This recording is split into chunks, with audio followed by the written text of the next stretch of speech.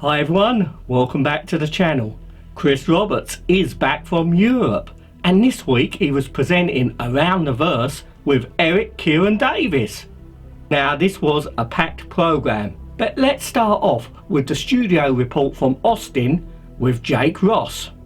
Now Jake told us that they've been continuing to work on AI for the landing zones and some more usables. Now Jake also told us that they've been actively working on changes to the Stanton System map, but at this present time he can't go into any detail. Now they've been working on some new subscriber flare. These are called vivid displays, so they look very nice indeed. And also for your hangar, some ship schematics. Now these look very nice indeed.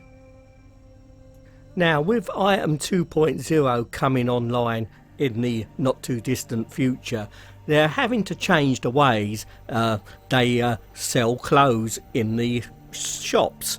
Now basically they've got these mannequins which they're going to be able to equip with clothes, and before you had to buy each item individually, but with this new system they'll be able to put different clothes on the mannequins in the stores, and you'll be able to choose what you want to buy. Now if you want a discounted price, you'll be able to buy the lot off the mannequin. Now this is part of the new shopping experience, so we'll probably see more of this to come. Now Jake showed us some motion capture they've been doing. Now these are pickup shots for what they didn't do at Imaginarium in London. Now these are for mainly Squadron 42, and I guess they can be used in the PU as well. So basically we've got the performer here holding a tray, and these are actually what they're called usables, and this tray's got a cup on it, and you're seeing that the performer is getting up and down, stepping over a bench to sit at the table, and in a moment we'll see the results. Now we're switching out to see what the results are, and as you can see we've got the AI character stepping over the bench here to enjoy his food at the mess hall table on the Idris. Now that looks very fluid, and I must admit very impressive indeed. So the AI will certainly be enjoying his lunch. Now we had a look at a new co-pilot position for the new Drake Cutlass, the rework. Now he's in like a helicopter-like pose. Now we'll have a look at the Cutlass a bit more later on. Some really great animation work from the Austin studio there, and some really good tray work.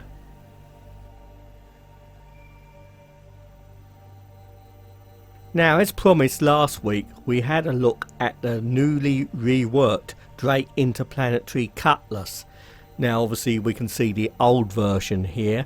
Now the whole segment was presented as in fiction by a fictional Drake engineer called Matt S, who's obviously Matt Sherman of course.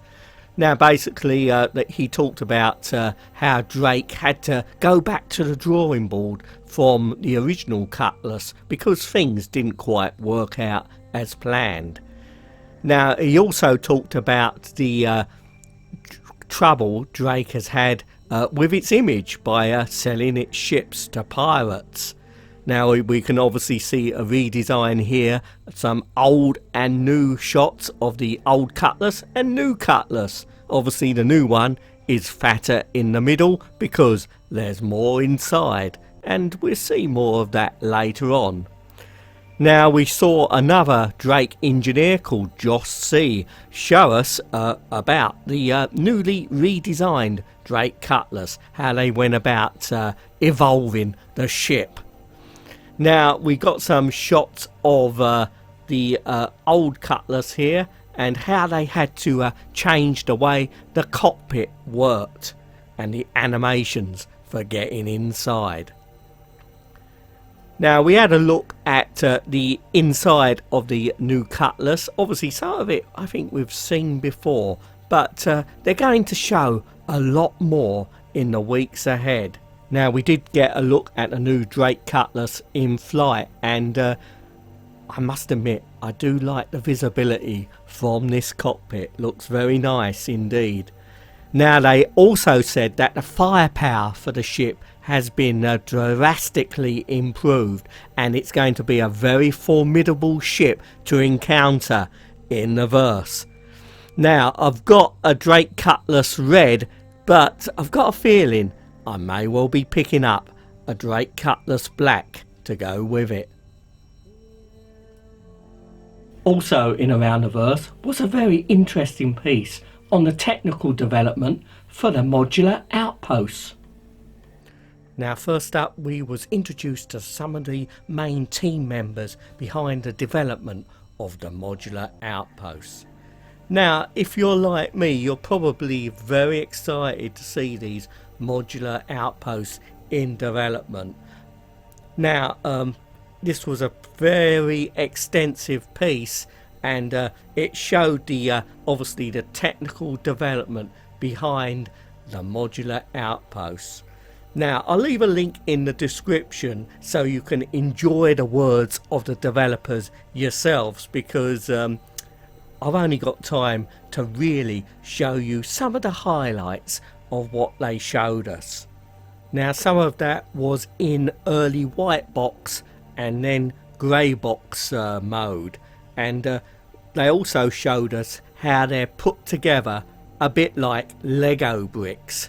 So fascinating to see how this is all developed. And of course, although they're starting off with a limited amount of varieties for the outposts, using the procedurally generated system, it should allow them to actually create various different configurations of the outposts. Now, they're also hoping to make them look different colours as well, you know, to reflect some of the environment on the different moons and planets they will be located on, so they won't all just look white. Now, they also showed us a look at the materials they use to build the outpost with. They've got a variety of different types of materials, and you can see some different coloured materials here.